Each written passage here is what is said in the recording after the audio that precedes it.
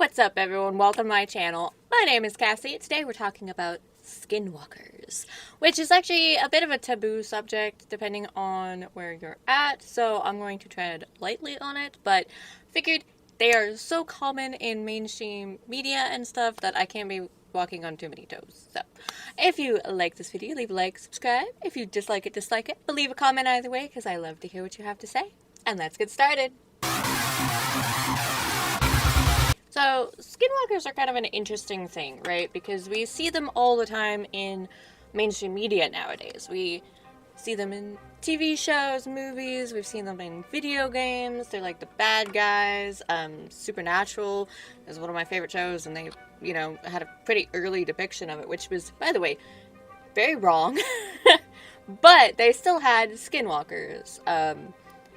So that's kind of why I decided to go ahead and cover it. Now, the reason why I hesitated, though, is because skinwalkers are still very much a part of the Navajo culture, which the Navajo are the ones that really lay claim to the skinwalker legend. More other, southern tribes have, the Apache and I think the Hopi.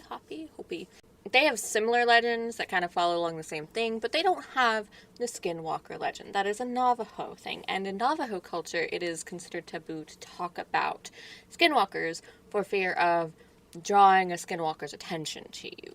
And obviously, you don't want the attention of a skinwalker. I think we all know that. So, it's a little bit taboo to speak of it, and obviously, I'm not Native American. I'm very, very much not. So, that's my disclaimer on this. Moving on. So what is a skinwalker? A skinwalker is what the Native Americans consider to be a dark witch. Now, the word witch is used loosely here, as Native Americans had a different term because witchcraft and witch was obviously a European term. And so they didn't really get the word witch or witchcraft until colonization. But it translates to about the same thing, and some of them use that word now, so whatever. So in Native American lore, skinwalkers were a dark witch, somebody who had the training of a medicine man and chose to go dark side with it, like Sith Lord. Use their powers for evil, basically. Medicine men are known to be healers and wise men, and use their magic or powers, or whatever you want to call it, for healing and protection and to help with crops and hunting and just keep the tribe healthy and alive and everything, whereas skinwalkers very much aren't. They use their powers for greedy, selfish reasons. They often kill, according to most legends that I have heard. Now, why does witchcraft come into it? Why aren't they just a normal spirit? So skinwalkers, I feel like, are kind of a warning to medicine men of don't stray off the beaten path, because this is what happens. Keep your motives pure and keep your heart good, because otherwise you turn into a skinwalker, and that's not good. Now, the reason skinwalkers were so feared is because they had a lot of abilities that medicine men didn't have. It's kind of that old Sith Lord thing again, vibe thing again, how you could force choke people, but Jedi can't, Yeah, it's like that. Only kind of different. So skinwalkers, the reason they're called skinwalkers is because their most notable ability is the ability to shapeshift. And not just any shapeshifting, but they took the forms, usually of predatory animals. Not always, but they usually favored the forms of coyotes, wolves, bears, things like that. Actually, for that reason, medicine men it was considered taboo for upstanding citizens, medicine men and stuff, to wear the pelts of predatory animals, because that was a mark of a skinwalker. And they would, according to legend, they would carry the pelts of the animals that they would turn into. So they would often have a coyote pelt or a wolf pelt or whatever, and they would end up shifting into that animal. And it said that they were actually very noticeable when they shifted, because they had human eyes, not animal eyes, and they were very intelligent. Clearly, obviously not animal level intelligence. They also had more abilities than just that. So they had things like mind control. If they caught the eyes of their victim, they could control you. They had mimicry, kind of like the Wendigo, but like a little bit different, like where they could kind of mimic people's voices to lure you to them. They're supposed to be very fast, very strong, able to jump high and keep up with cars. There's been a lot of modern sightings, actually. You can find a lot of different people, like, you know, talking about their experiences with it. Obviously, take that with a grain of salt. You never know. It could also just be a really fast wolf or a really slow car. But people talking about how, you know, they would be driving at night and there would be a coyote that could keep pace with their car that was going like 60 miles per hour or even outpace that car. You know, things like that. Farmers finding, you know, upright animals like sheep or whatever in their pens and stuff. Keep in mind that those skinwalkers usually take on the form of predatory animals. They're just shapeshifters, so they can take on any animal form, really. That's what they're most notable for. They're also said to be able to control animals of the night, so like wolves, owls, things like that, and make them do their bidding. Which is why, like, sometimes you'll see unusual acting animals when a skinwalker is about. Even if a skinwalker's not targeting you, you'll often see like unusual animal activity. So when were skinwalkers a problem? Why did they become such like an issue? So skinwalkers are kind of like the boogeyman. They were blamed for a lot of different things. They were blamed for pretty much any kind of misfortune, crop failure, deaths, anything like that, illnesses. It tended to be like, oh, the skinwalkers attacked or are angry or whatever. For those of you who don't know, the Navajo tribe is actually at like the Four Corners area region of America, so kind of more centered in Arizona and New Mexico, but I think they crawl into like Utah and that area too. And it is a very southern thing, obviously. You won't really find tales of skinwalkers up north. You might find tales of shapeshifters, but they're very different. Kind of like how the Wendigo is very much a northern thing, the skinwalkers are southern. But, you know, skinwalkers generally, it's interesting to me because they didn't really get to be a mainstream media kind of thing until like the 1990s is when I think it first kind of really like started. Because obviously for a long time it was just a Navajo legend. They kept it to themselves.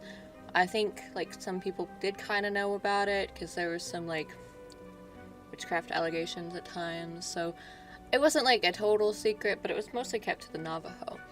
I don't know what year, but in the 1990s, Skinwalker Ranch became pretty well, like, known, and it's much more known now because there's a show about it, obviously, because we have to do a show about everything. So yeah, it's a ranch in northeastern Utah, and the funny thing about it is, in Navajo legend, the Skinwalkers are very earthy. You know, they turn into like animals. They, you know, attack people, things like that. At Skinwalker Ranch, it's notorious for having like UFO sightings and stuff. It still kind of gets blamed on the Skinwalkers. The ranch, it's known as Skinwalker Ranch, but it's actually like the Sherman Ranch. And I believe it belonged to like a rival tribe. And so the Skinwalkers cursed it, according to legend, obviously. And so now there's just a lot of paranormal activity out there. There's UFOs, and there's like crop circles and cattle mutilations, like the pretty stereotypical UFO thing. Which is where like you have this weird crossover of like, okay, but Skinwalkers aren't aliens. Okay. So it's really just the idea here is that they curse the ranch. Which, I know we haven't really talked about curses. Obviously, I'm a witch, and curses are kind of a thing in witchcraft. I feel like this would be a really weird curse. I don't know. It seems odd to me. It does not really follow the usual, like, ideas of a curse here, so I feel like they kind of capitalize on the term Skinwalker. It's kind of one of those, like, we have a lot of UFO issues, and we're in the Navajo region, so let's blame the Skinwalkers, because, like, people like Skinwalkers, or, well, you know, it's a thing that we can blame, kind of a thing. That's me just kind of shooting shit.